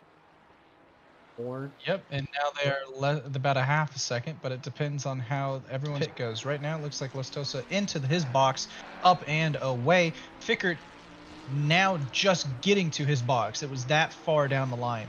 All right, so so not Anastasi very just passed the line. Enrique is coming out. Lustosa. So Fickert gets passed by Anastasi. Oh, this is gonna be tight. This is gonna be really tight. Right by side. Makes the move.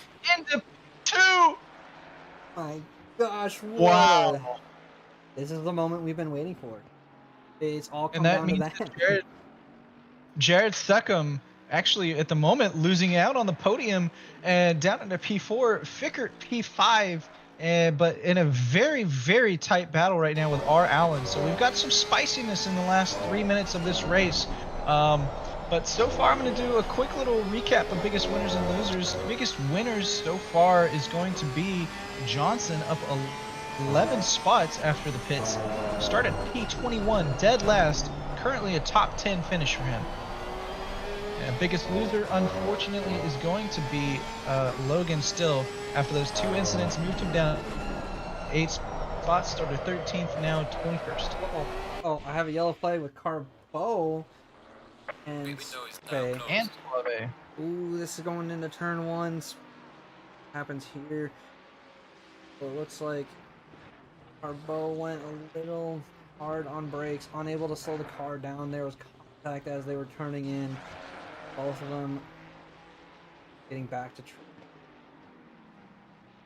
Fortunate for both of them, losing a lot of time. I think a couple positions.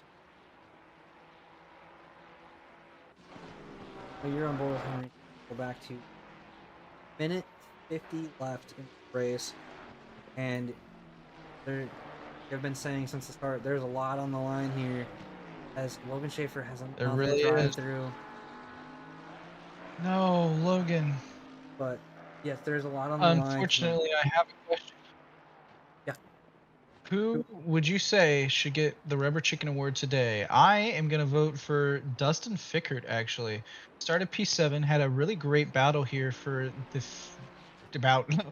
currently all of this race. Managed to move up 2 spots for a current top 5 if he can hold it off from Allen, who is about 1.5 seconds behind at the moment. I will give it to Fickert as well. I don't have the correct data with all of my dropping out of the.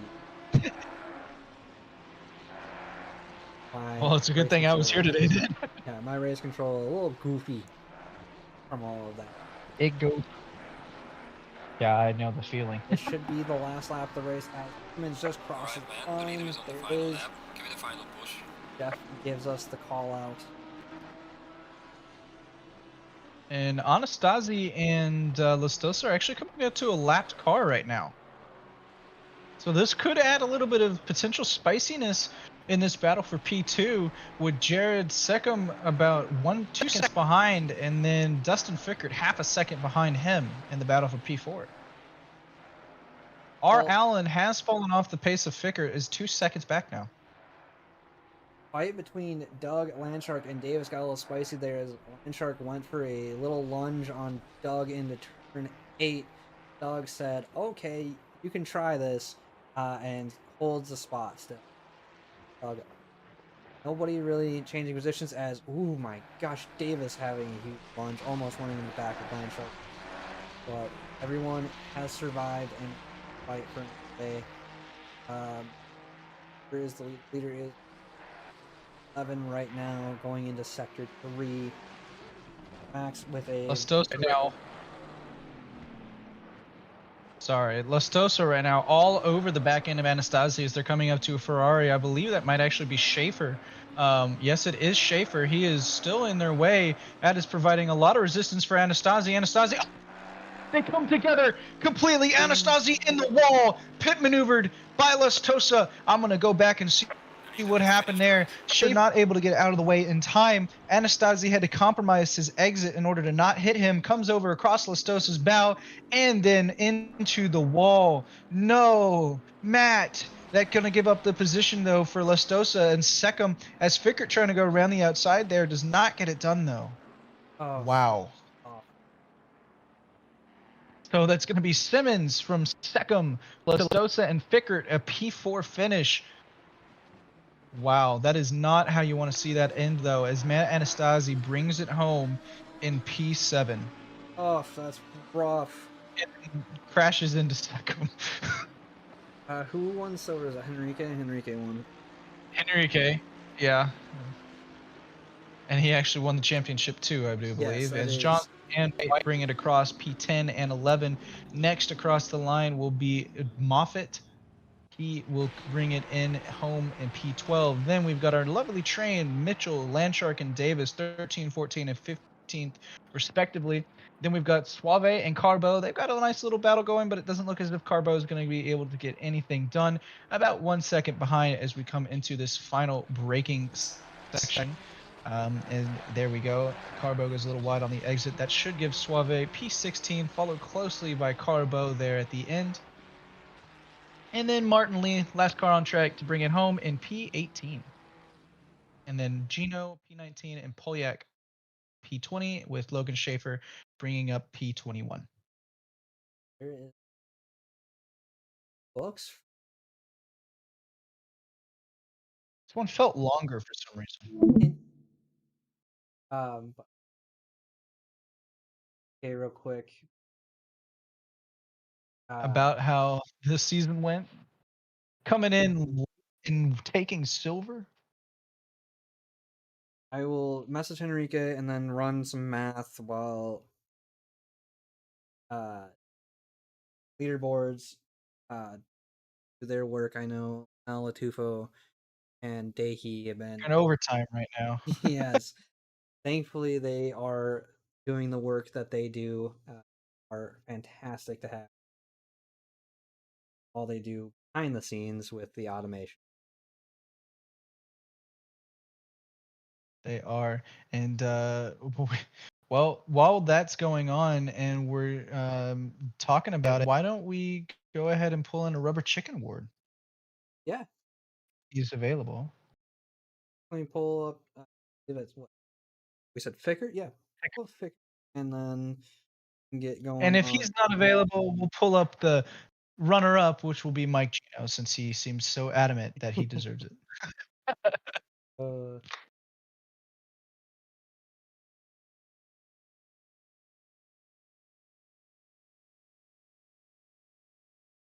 All right, he is up for it, so I am going to pull him up. It's going to be Dustin Fickert taking this season's last Rubber Chicken Award. Congratulations on that. Congratulations on the P4 finish. So you had a great night tonight. Yeah, I was not expecting this night to go as well as it did, but here I am, I guess. You were involved in a lot of great battles there for quite a lot of that race. How was it feeling? Tires feel good? Car feel good, or does it start to fall off there at the end?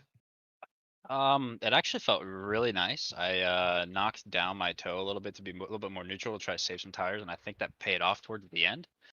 Yeah, I think probably up till 40-minute mark, I didn't really notice anything. Yeah, I was surprised how it didn't feel too bad. I expected my rears to feel very, very bad by 40-minute mark or so. Well, that's understandable. Yeah, You were definitely. doing really good. I do have a question though, and unfortunate for Matt Anastasi there on the last lap, but were you excited in a very unfortunate kind of way to see his car off on the side and go, wait a second, oh hang on, that's P4? Well, so I was right behind Sacombe, and me and him are behind a 3-car train going into the last, 4 turns of the track.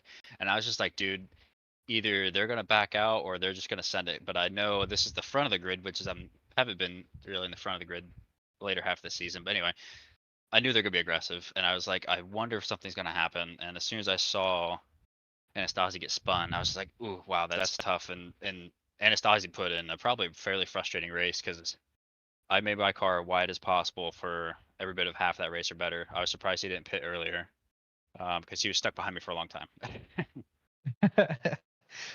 Yeah, that was an interesting race to watch, though. It was very impressive. You held them off very, very well. Thank you.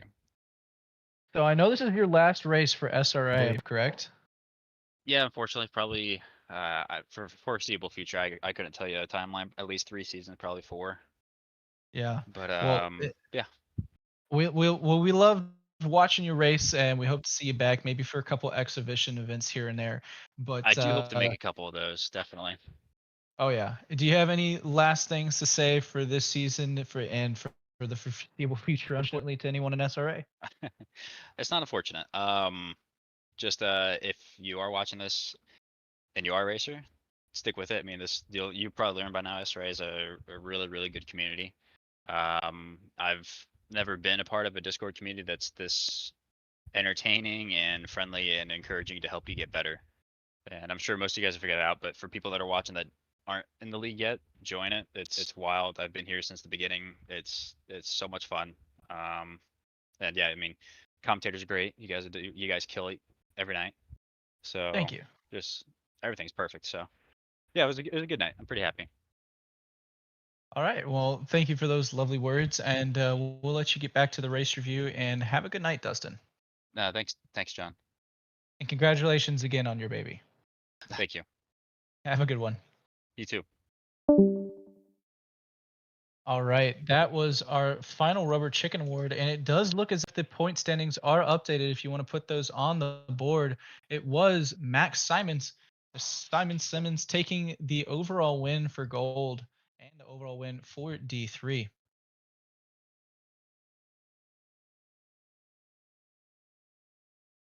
There we go. Refresh now. Yes. So Max Simons, like you said, taking overall P1, 25 points. Enrique taking 5. That is the silver win.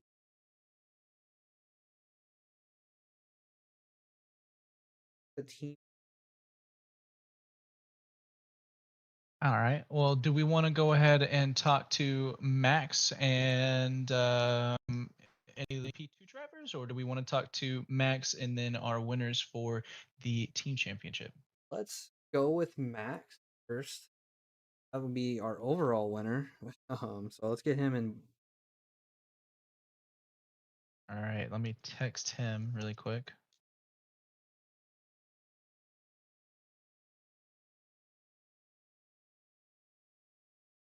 Get Max. I'm messaging Enrique, who obviously got that.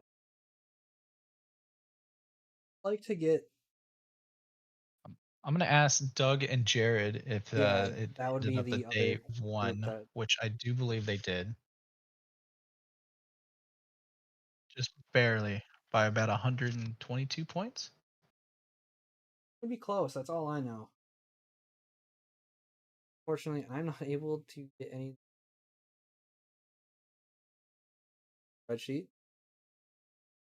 I don't have a lot of OneDrive. Unable to save it. You can click on this. It happens, right? Well, Max Simons is available for an interview, so we're going to go ahead and pull him up and offer him our very sincere congratulations on the D3 championship win and race win on the finale of season 7. So congratulations.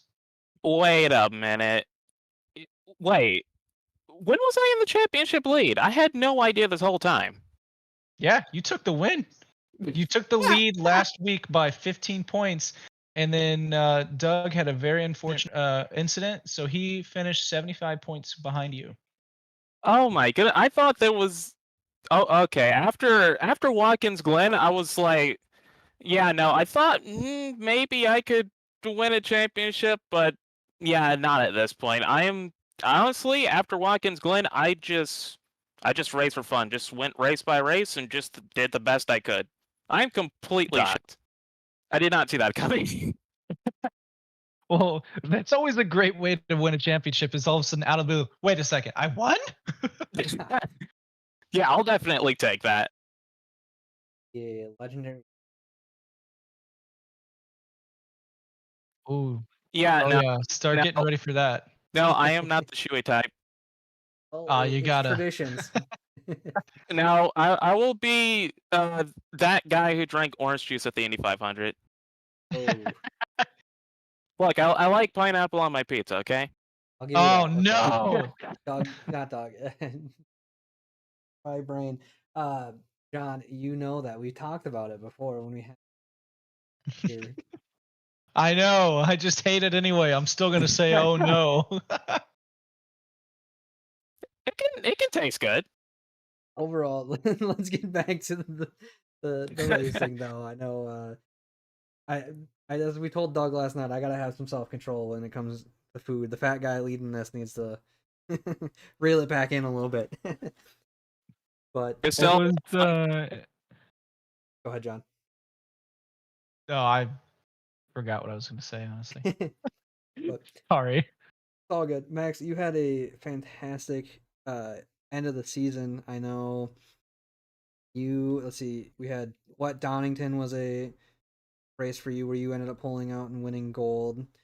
So and you also had Imola. So basically Imola onwards, you had a really strong showing through the season. Like I know we've touched on it being champion, but you have any other words regarding that? And caught off guard by it. Well, I mean, as far as Imola goes, that's definitely one of my best tracks. No matter what game it is, what car I'm driving, I just do very well there. Donington is another one of those, but right about I want to say 5 laps after I got the lead, something clicked, and I suddenly found about half a second.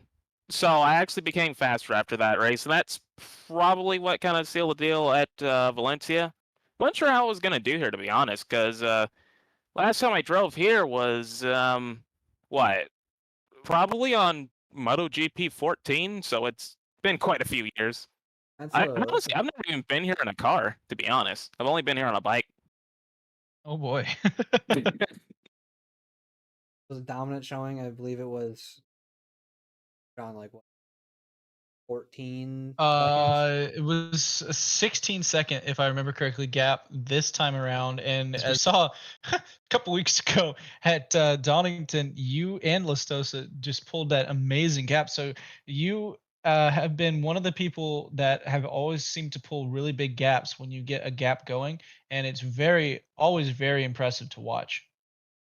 Yeah, I'm quite consistent. So if I got the pace to do it, I'll do it. If I don't, I don't. That's just how I come.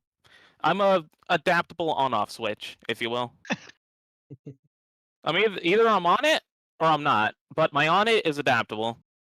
If I need to send it harder, then I'll send it. If I can't send it because it's raining, I'll wet send it. Well, congrats again. And do you have anything to say to the people watching right now, as this is the final race of season 7?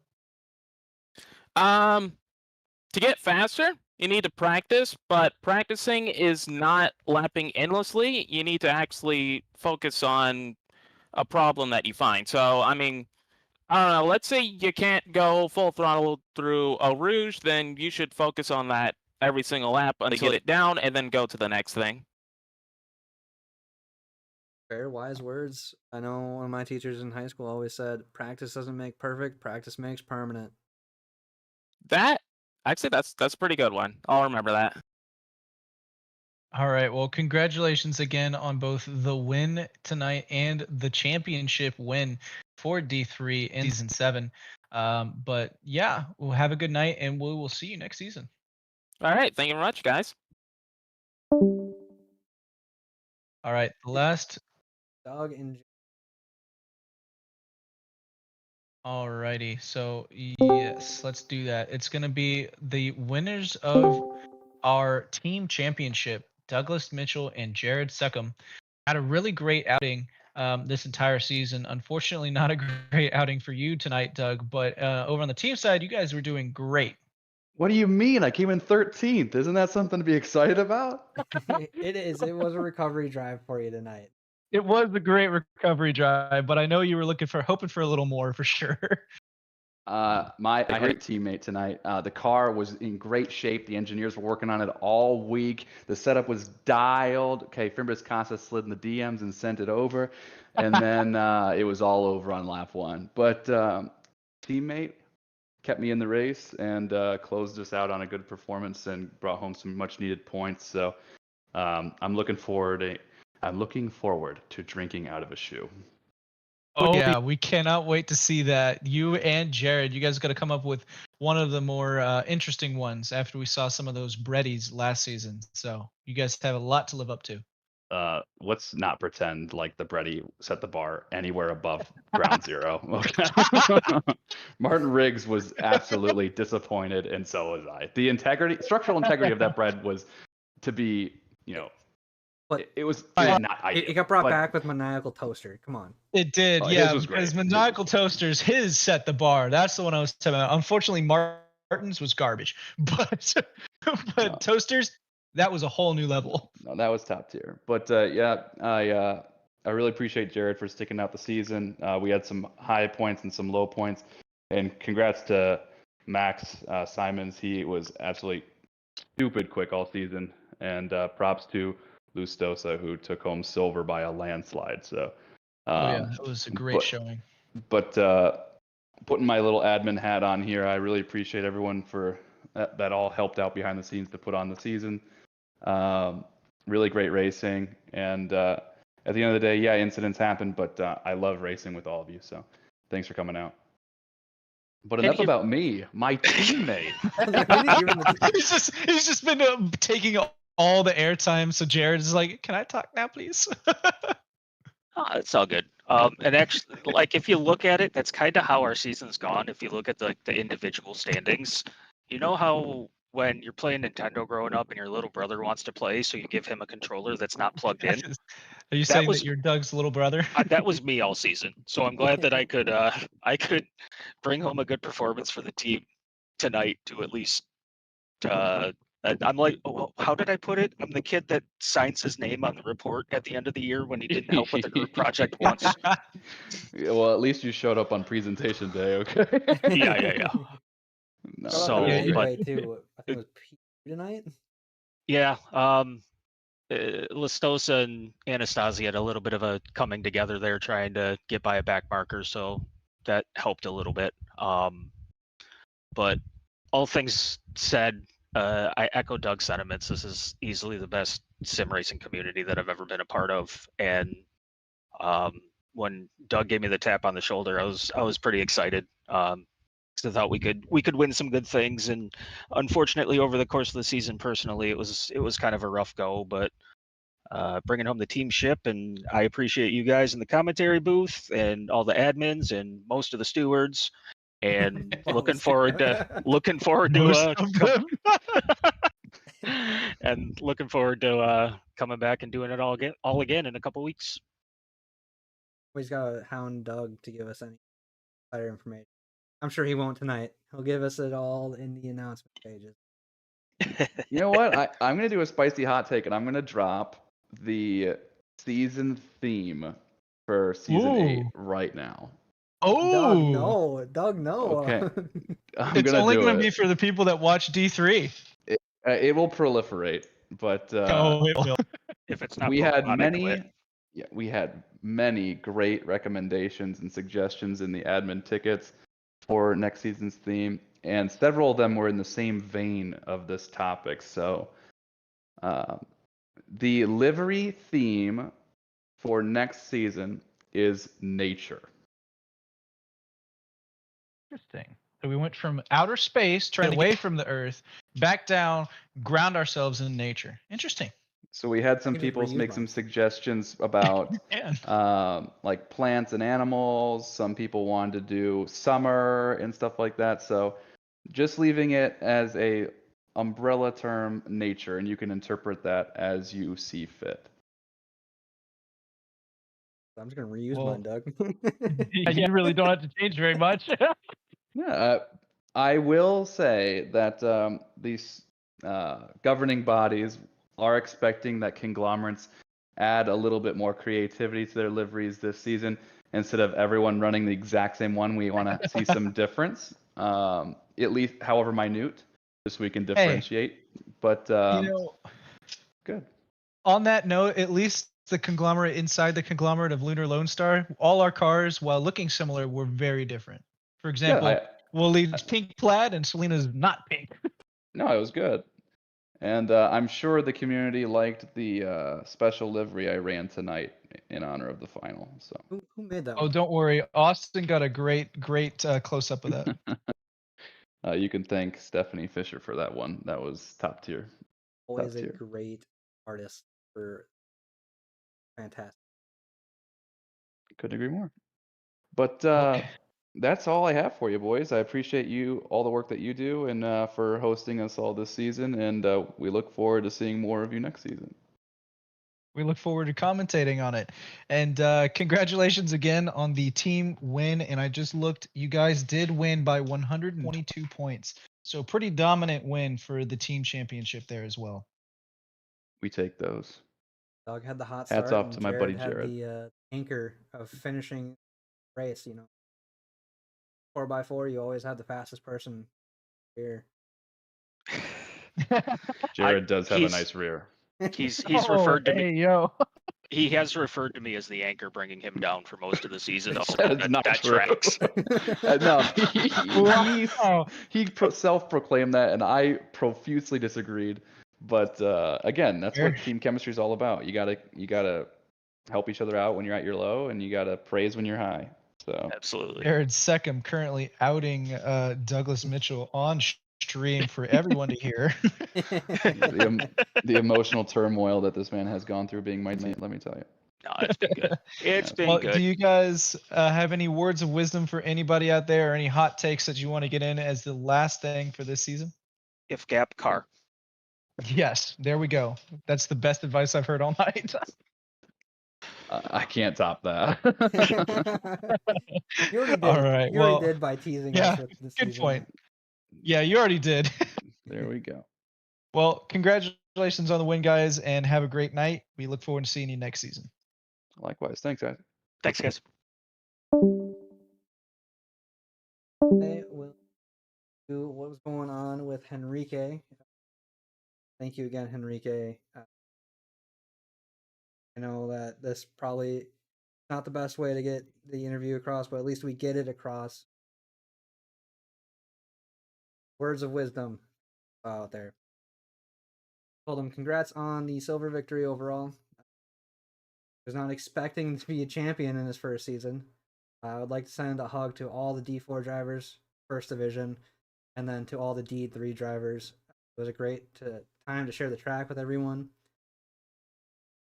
Enrique, we loved having you in the community. I'm glad that you found a space here and were able to actually become champion. So look forward to seeing what you have next season. Well, and then also, well, I didn't expect to be champion here in D3 because I was relocated in the third round and lost points, so I had to win everything again. The effort in the end was worth it. Race for P2 was insane. No, they're going to review the incident. Definitely having a back marker there made it difficult for everybody in that moment. But a P3 here after racing, worth it. Next season, do you think I should race in D1 or D2? Can I race again in D4? LOL. We'll see where Dahi and the rest of the admin group put you. And then... Hey, they may put you in D3 gold. Yeah. I asked, how was the flow of the track tonight? Basically, he tried to stay as close as he could to Simmons, but pace dropped off fast and had until found the ideal tractions. Flow, it was, as we saw, was pretty good, but having that Porsche tire wear eats away at Porsche. Tough to really does keep it full beans for the full race. John, do you have any closing remarks you'd like to say to the league, especially end of the season? I do. It's always an honor to put on the D3 stream for you guys, and I love doing it. So I hope to be back next season to see all of you guys doing it, racing again, and me being able to commentate potentially with you again, third season in a row. That's quite cool. Yeah, it was a fun season, and thanks for dealing with me as well, Austin. You have to deal with me, so it goes both ways. Yeah, we've done 15 weeks together. We needed that 1 week break in the middle there. Yeah. Again, like John was saying, it was a fantastic season. Thanks again to all the drivers, all the admins, all the viewers, everybody involved made this another special season season, I've already stumbling over my words in classic fashion. It wouldn't be the end off to a Donahue White Scarver season if we don't stumble over stuff at the very end. Yep. But thank you, everybody, and we look forward to seeing you all at the stream reveal and season 8. Oh yeah, looking forward to it. Good night, and put those tinfoil hats on. Good night, SRA.